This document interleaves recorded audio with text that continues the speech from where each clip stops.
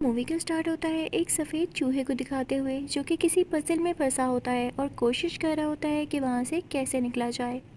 फिर यहीं से सीन चेंज होता है। हम एक चैम्बर में एक लड़की को देखते हैं जिसकी बॉडी पर काफी ज्यादा डिवाइसेस लगी होती हैं। उसकी आंख खुलती है तो वो काफी हैरान होती है और अपने ऊपर से डिवाइसेस उतार के फेंकने लगती है। सिस्टम में से कुछ आवाज आती है कि सिस्टम में एरर आ चुका है और यहाँ पर सिर्फ 35% ऑक्सीजन बची है। तो वो लड़की जो कि चैम्बर में लेटी होती है उसको ये लगता है जैसे वो हॉस्पिटल में है और हॉस्पिटल में ऑक्सीजन लेवल कम हो गया है। तो वो काफ़ी घबराने लगती है कि मैं कहाँ आ गई हूँ और मुझे हुआ क्या था। वो लड़की चिल्लाने लगती है और सिस्टम से पूछती है कि मैं कौन हूँ और यहाँ कैसे आई, क्या तुम मुझे मेरा नाम बता सकते हो। तो सिस्टम उसका काफ़ी अजीब नाम लेता है और वो उसका असली नाम नहीं होता। अब वो लड़की कहती है कि क्या तुम मुझे दिखा सकते हो कि मैं दिखने में कैसी हूँ। तो सिस्टम उसे उसका रिफ्लेक्शन दिखाता है और यहाँ पर उस लड़की को दोबारा से विजन्स आने लगते हैं। उसे अपने विजन्स में कुछ चूहे दिखाई देते हैं। वो काफ़ी घबरा जाती है क्योंकि उसे समझ नहीं आ रहा होता कि क्या वो हॉस्पिटल में है या किसी और जगह पर कैद है। वो सिस्टम से पूछने लगती है तो सिस्टम कहता है कि नहीं, मैं ऐसा नहीं बता सकता। वो लड़की उससे कहती है कि मुझे बाहर निकालो। तो सिस्टम से आवाज़ आती है अपना कोड बताएं। लेकिन उस लड़की को कैसे पता हो सकता था। वो उसके पास एक आइडिया आता है कि मैं जो भी बोल रही हूँ ये वो कर तो रहा है, तो क्यों ना मैं पुलिस को कॉल करवाऊँ। अब वो सिस्टम से कहकर पुलिस को कॉल करवाती है। सिस्टम पुलिस को कॉल मिलाता है तो वो बात करना शुरू करती है कि मैं कहीं पर कैद हूँ, मुझे नहीं पता कि ये कोई हॉस्पिटल है या कोई अजीब सी जगह है, पर हाँ मैं एक चैम्बर में कैद हूँ। वो पुलिस को चैम्बर का मॉडल नंबर भी बताती है, लेकिन पुलिस को कुछ समझ नहीं आ रहा होता। वो लड़की पुलिस से कहती है कि आप मेरी कॉल को ट्रेस करके मेरी लोकेशन का पता लगा लें, लेकिन इसी के साथ कॉल कट जाती है। अब वो लड़की सिस्टम से कहती है कि मेरा डीएनए मैच करके बताओ कि क्या मेरा डीएनए किसी के साथ मिल रहा है। तो सिस्टम कहता है कि यस, मिल रहा है और वो उसे एक लड़की दिखाता है जो कि फही होती है और उसका नाम एलिजाबेथ होता है। यानी इस लड़की का नाम एलिजाबेथ था और इसके साथ पता नहीं क्या चेंजेस आए जो ये यहाँ पर बंद हो गई। तभी पुलिस की कॉल आती है। वो एलिजाबेथ से पूछती है कि तुम एक चैम्बर में बंद हो, क्या यहाँ पर ऑक्सीजन है। और जैसे ही पुलिस ऑक्सीजन लेवल का पूछती है तो वो चैम्बर का सिस्टम बोलता है कि यहाँ ऑक्सीजन लेवल 31% रह गया है, जो कि 1 घंटा या इससे थोड़ा ज्यादा चल सकता है। लेकिन अगर एलिजाबेथ इसी तरह से डरती रही तो ज़रूरी नहीं कि ये 1 घंटा भी यहाँ निकाल पाए। फिर पुलिस एलिजाबेथ से कहती है कि जो कोई इस चैम्बर का ऑनर है उसका पता लगाओ, हो सकता है चैम्बर के अंदर उसका नाम लिखा हो, लेकिन ऐसा नहीं होता। अब सिस्टम एलिजाबेथ से कहता है कि वैसे भी तुम्हारे पास कम टाइम बचा है क्योंकि इसमें इतनी ऑक्सीजन नहीं रही, तो क्या मैं तुम्हें मार दूं। तो एलिजाबेथ इस चीज से मना करती है और उससे कहती है कि मेरे बारे में और इन्फॉर्मेशन ढूंढो। तो उसे पता चलता है कि वो एक डॉक्टर है और उसने एक एक्सपेरिमेंट किया था।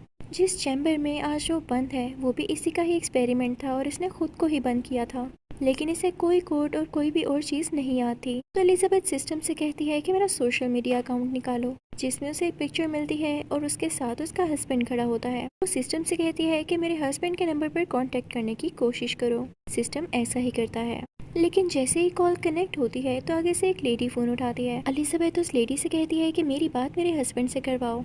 तो वो लेडी गुस्सा हो जाती है और एलिजाबेथ से कहती है कि दोबारा यहाँ पर तुम्हारी कॉल ना आए। एलिजाबेथ को बहुत गुस्सा आता है और वो टाइम वेस्ट करने की बजाय उस चैम्बर को खोलने की कोशिश करती है, लेकिन वो खुल ही नहीं रहा होता। तो वो अपने नाखून से उस पर स्क्रैच डालती है कि शायद ये खुल जाए, लेकिन इससे क्या फर्क पड़ना था। तभी उसे एक चूहा नजर आता है। वो उससे काफी डर जाती है। वो कहती है कि ये सब टाइम डरने का नहीं है, मैं जानती हूँ ये मेरी इमेजिनेशन है क्योंकि मैं भी डरी हुई हूँ। वो एक इंजेक्शन पकड़ती है और उससे चैम्बर को खोलने की कोशिश करती है, लेकिन कुछ भी नहीं हो रहा होता। तभी उसे पुलिस की कॉल आती है। पुलिसमैन एलिजाबेथ से कहता है कि तुम्हारे साथ तुम्हारी मॉम रहा करती थी। तो एलिजाबेथ कहती है नहीं, मैं अपने हस्बैंड के साथ रहती हूँ, मैंने उनको कॉल भी की है पर वो मेरी कॉल ही नहीं उठा रहे, उनकी जगह कोई लेडी बोल रही है। तो पुलिस वाला कहता है आप गलत सोच रही हैं, ये सब आपकी इमेजिनेशन है। एलिजाबेथ जब दोबारा से अपनी पिक्चर्स देखती है तो अब उनकी पिक्चर्स के साथ उसका हस्बैंड नहीं होता, यानी ये तो वाकई उसकी इमेजिनेशन निकली। तो पुलिसमैन एलिजाबेथ को उसकी मदर का नाम बताता है। तो एलिजाबेथ कहती है नहीं, मेरी मदर का ये नाम नहीं है। और तभी उसे सुनाई देता है कि पुलिसमैन किसी और से भी बात कर रहा है, जैसे उसे कोई फोर्स कर रहा हो एलिजाबेथ को गलत इन्फॉर्मेशन देने के लिए। तभी कॉल कट हो जाती है और उसे किसी और की कॉल आती है, लेकिन एलिजाबेथ वो कॉल ना सुनते हुए सिस्टम से कहती है कि प्लीज पुलिसमैन की कॉल दोबारा चलाना, मुझे सुनना है कि वो किससे बात कर रहा है। तो एलिजाबेथ जब कॉल सुनती है तो उसे यकीन हो जाता है कि कोई वाकई में पुलिसमैन को फोर्स कर रहा है एलिजाबेथ को गलत इन्फॉर्मेशन देने के लिए। हो सकता है कि इन्हीं की वजह से मैं बाहर नहीं आ पा रही। तभी एलिजाबेथ को विजन्स आने लगते हैं जिसमें उसे अपना हस्बैंड दिखाई देता है। अब हम नहीं जानते कि वो इमेजिनेशन में था या असली में। खैर वो काफ़ी बीमार दिख रहा होता है और एलिजाबेथ काफ़ी परेशान होती है। तभी उसे बार बार एक कॉल आती है जो कि उसी लेडी की होती है जिसने पहले कॉल उठाई थी और एलिजाबेथ को कॉल करने से मना किया था। वो एलिजाबेथ से कहती है कि तुम्हारा हस्बैंड मर चुका है। एलिजाबेथ उससे कहती है नहीं, तुम झूठ बोल रही हो। तो वो लेडी कहती है नहीं, मैं सच बोल रही हूँ, और जिस चैम्बर में तुम हो मुझे उसके बारे में भी पता है, और इसको खोलने के लिए जो कोड चाहिए मैं वो भी जानती हूँ। एलिजाबेथ उससे कहती है प्लीज मुझे वो कोड बताओ। तो वो लेडी उसे कोड बता देती है। एलिजाबेथ फौरन से उस कोड को अप्लाई करने लगती है, लेकिन वो लेडी उससे कहती है रुको रुको, इसको अप्लाई नहीं करना, इससे तुम्हारी जान खतरे में है। तो एलिजाबेथ कहती है मैं तुम पे यकीन क्यों करूँ। तो वो लेडी कहती है क्योंकि तुम स्पेस में हो, इस चैम्बर में तुम्हें स्पेस में भेजा गया एक मिशन में, लेकिन ऊपर जाते ही इसका सिस्टम खराब हो गया और तुम्हें हाइबरनेशन मोड पर लगा दिया गया। ये तुम भी नहीं जानती कि तुम कितने अरसे तक सोई रही। तुमने ऑक्सीजन भी बहुत कम यूज़ की, लेकिन अब जैसा कि तुम जाग गई हो तो तुम ऑक्सीजन भी यूज़ कर रही हो। तुम्हारा ऑक्सीजन लेवल भी इसीलिए कम हो रहा है। अगर तुमने ये चैम्बर खोला तो तुम गुम हो जाओगी। यहाँ पर ग्रेविटी बिल्कुल ज़ीरो है, तुम्हें कोई भी नहीं बचा सकेगा। हाँ, अगर तुम चाहती हो तो मैं तुम्हें हाइबरनेशन मोड पर दोबारा से लगा सकती हूँ। तुम्हें फिर से कुछ याद नहीं होगा, तुम्हें कुछ पता नहीं चलेगा कि तुम कहाँ पर हो। एलिजाबेथ उस लेडी से कहती है मुझे किस मिशन के लिए भेजा गया था। तो वो लेडी कहती है कि दुनिया तबाह होने वाली थी बस कुछ ही सालों में, और हमने तुम्हें चूज किया क्योंकि तुम काफी स्ट्रॉन्ग थी, ताकि तुम स्पेस में जाके कोई सूटेबल जगह ढूंढ सको जहाँ पर इंसान आकर रह सकें, क्योंकि दुनिया तो रहने के अब काबिल नहीं रहने वाली थी। लेकिन ऊपर जाते ही ये सिस्टम खराब हो गया और हमें तुम्हें सुलाना पड़ा। एलिजाबेथ उससे पूछती है कि वो तो सब ठीक है, मैं तुम पे यकीन कर भी लूँ इस बारे में, लेकिन उस पुलिस ऑफिसर का क्या, वो मुझसे झूठ क्यों कह रहा था, मैं जानती हूँ वो किसी की बातों में आकर मुझसे ऐसे बोल रहा था। तो वो लेडी कहती है तुम बिल्कुल ठीक सोच रही हो, क्योंकि यहाँ पर सब जानते हैं कि तुम्हें बचाने का कोई तरीका नहीं, और वो तुम्हें बातों में इसीलिए लगा रहे थे ताकि तुम्हारी ऑक्सीजन लेवल जल्द से जल्द कंज्यूम हो, यानी ख़त्म हो और तुम मारी जाओ, क्योंकि इसके अलावा हमारे पास कोई हल नहीं है।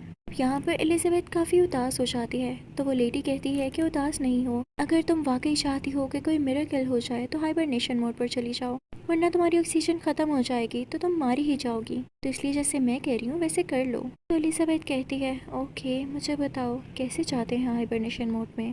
तो वो औरत बताने ही वाली होती है कि तभी उसके घर पर कोई लोग आकर उसे अरेस्ट कर लेते हैं। तो वो एलिजाबेथ से कहती है जब ऑक्सीजन लेवल 2 हो जाए तो तुम फौरन से हाइबरनेशन मोड पर चली जाना, याद रहे अगर ये इससे कम हुआ तो तुम मारी जाओगी। अब यहाँ पर एलिजाबेथ कुछ याद करने की कोशिश करती है कि ये सब हुआ कैसे, क्या पता मैं वापस जा सकूं, लेकिन उसे कुछ याद नहीं आ रहा होता। वो चैम्बर को खोदने लगती है, उसे खोलने की कोशिश करती है ताकि उसे इलेक्ट्रिकल शॉक लगे और उसकी मेमोरीज वापस आ जाएं। तो तब उसे कुछ विजन्स आने लगते हैं कि वो अपने हस्बैंड के साथ बैठी है जो कि सच में अब मारा जा चुका है। दुनिया में किसी वायरस फैलने के बाद उसकी भी डेथ हो चुकी थी। उसके विजन में उसका हस्बैंड उससे कह रहा होता है कि हम दोबारा मिलेंगे।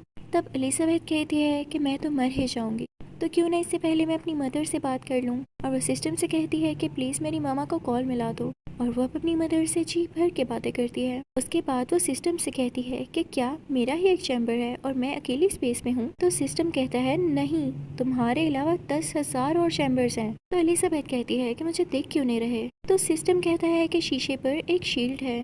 वो जैसे ही उसे हटाता है तो एलिजाबेथ डर जाती है, क्योंकि बाहर एक डेड बॉडी होती है जो कि हवा में ही तैर रही होती है स्पेस में होने की वजह से, और उसके आसपास वाकई बहुत सारे चैम्बर्स होते हैं। उसे विजन आता है कि उसका हस्बैंड भी इन्हीं चैम्बर्स में से किसी एक चैम्बर में है।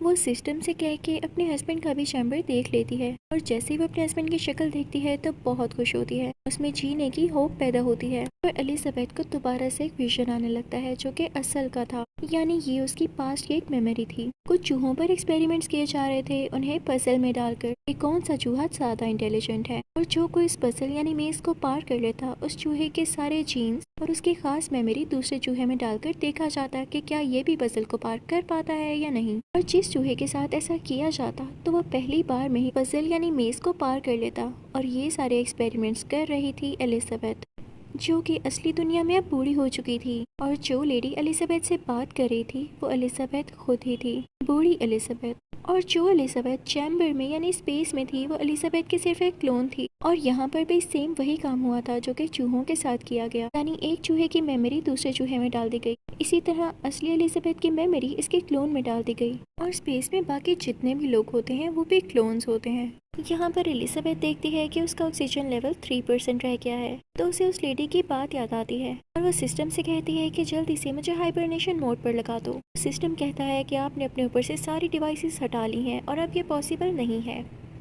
एलिजाबेथ फौरन से वो डिवाइसेस खुद को लगाने लगती है, लेकिन वो डिवाइसेस दोबारा साथ लगाने में काफी देर हो जाती है क्योंकि हाइबरनेशन मोड में जाने के लिए 2% ऑक्सीजन होना जरूरी था। लेकिन अब उसके चैम्बर में 0 पॉइंट समथिंग ऑक्सीजन थी जो कि 1% से भी कम थी। तो एलिजाबेथ काफी डर जाती है, वो जानती थी कि वो अब मारी जाएगी। वो अपने हस्बैंड के लिए कोई मैसेज रिकॉर्ड करती है कि जब वो स्लीप से उठे तो ये सुन ले और साथ ही गुड बाय कह के आंखें बंद कर लेती है। लेकिन तभी उसे आइडिया आता है, वो सिस्टम से पूछती है कि सुनो, जो लोग स्पेस में मारे गए उनके चैम्बर्स तो खाली है ना, उनके चैम्बर्स में भी ऑक्सीजन होगी? तो सिस्टम कहता है बिल्कुल होगी। एलिजाबेथ कहती है क्या उनकी ऑक्सीजन मेरे चैम्बर में ट्रांसफर हो सकती है? तो सिस्टम कहता है हाँ, क्यों नहीं हो सकती, सब चैम्बर्स का सिस्टम सेम है, ऑक्सीजन ट्रांसफर करने में कैसी मुश्किल, लेकिन इसके लिए कई ज्यादा दिन चाहिए और आपको हाइबरनेशन मोड पर जाना होगा। तो एलिजाबेथ काफी ज्यादा खुश होती है और कहती है हाँ ठीक है, मैं ट्राई करती हूँ और प्लीज तुम ऑक्सीजन तब तक ट्रांसफर कर लेना। फिर हम लोग देखते हैं कि उस चैम्बर में ऑक्सीजन रिफिल हो चुकी होती है। एलिजाबेथ भी हाइबरनेशन मोड पर होती है। अब कई साल बाद जब एलिजाबेथ की आंख खुलती है तो वो अपने हस्बैंड के साथ उसी प्लेनेट पर होती है जिस प्लेनेट पर जाने के लिए दुनिया से वो स्पेस में आई थी। और अब वो अपने हस्बैंड के साथ बहुत खुश होती है। इसी के साथ ये मूवी भी यहीं एंड होती है। आई होप आपको इसकी एक्सप्लेनेशन अच्छी लगी होगी। Thank you for watching.